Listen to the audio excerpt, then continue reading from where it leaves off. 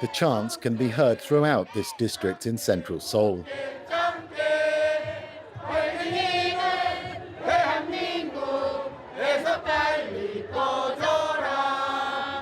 Banners claim that the Chinese Communist Party is infiltrating South Korean politics and society. In Korea, pro-Chinese politicians vote for laws that favor China and give it ever more power here. This is a movement to reclaim our sovereignty. Thousands have braved the cold to attend the rally. Their anger is palpable, driven by social media misinformation and stereotypes about Chinese people. We shout out with the Communist Party so that all those stupid Chinese get out. The Chinese do many things that are completely wrong in our country. They throw trash on the street, they defecate wherever they want, they even steal the organs of South Koreans. When you see this kind of thing, it's only natural that anti-Chinese sentiment grows. The reference to organ trafficking goes back to a case that made headlines in the 2000s. Chinese authorities were accused by a religious group of harvesting organs from followers who were in prison at the time. Protesters have twisted the case to claim that organ trafficking by Chinese in South Korea is widespread. In early October, President Lee dismissed the rumors as false and condemned the rise in Sinophobia.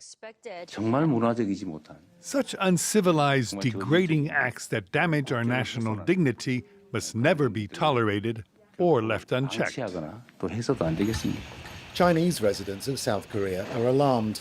Almost 1 million Chinese live in the country, accounting for more than 1 in 3 foreigners here. They include Park Dong-chan, who's lived here for 10 years. He says he's worried by the recent increase in anti-Chinese comments online. For example, here it says, we need a law that bans the Chinese from posting comments. It makes me uncomfortable. It's really hard for me to read that. Park, who's president of a Migrants' Aid Association, says racism is being expressed in new ways.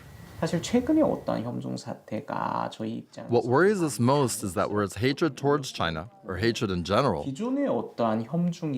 it used to be confined to the virtual space. It has now spread into the real world, into daily life and the workplace. And it's evolving into physical assaults, which is very worrying.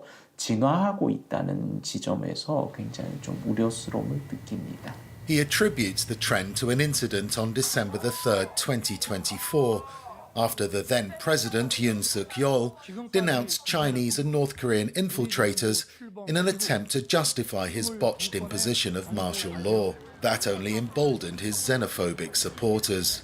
China, South Korea's biggest trading partner, hasn't always been seen as a threat.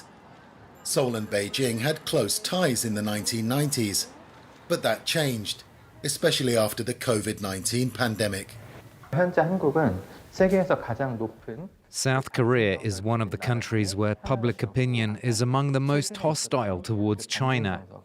The recent demonstrations are tied to national policy, and they are being used by the South Korean far right to amplify their voices. It's concerning. Those tensions are easy to see in Daerim, a neighborhood in southern Seoul where 1 in 4 residents is Chinese. Some Koreans say they're afraid to go to Korea's Chinatown. Park organizes monthly tours to the district to try to put people's minds at rest. Does it seem a bit chaotic to you? In fact, when people talk about Daeramdong, they often think of a rundown neighborhood that has fallen behind the times. But in reality, it's a very lively neighborhood, especially on weekends. More than 2,000 people have joined the walking tours in the past 3 years. The aim is to bridge the gap between the Chinese and Korean communities. Here in Korea, Daeram is often seen negatively as a place with high crime rates and overrun with foreigners. But when you come here, you realize it's actually a normal place that happens to have immigrants. I used to think only Chinese people lived in this district, and I felt distant from them. But that was just because I'd never had the opportunity to see for myself how people live here. Among the residents are people called Joseonjok, compatriots from China. They're South Koreans of Chinese origin, many of whom arrived here in the early 1990s to take advantage of the country's economic boom. They include this woman who has lived in the neighbourhood for almost 30 years. She's comfortable having conversations in both Korean and Mandarin.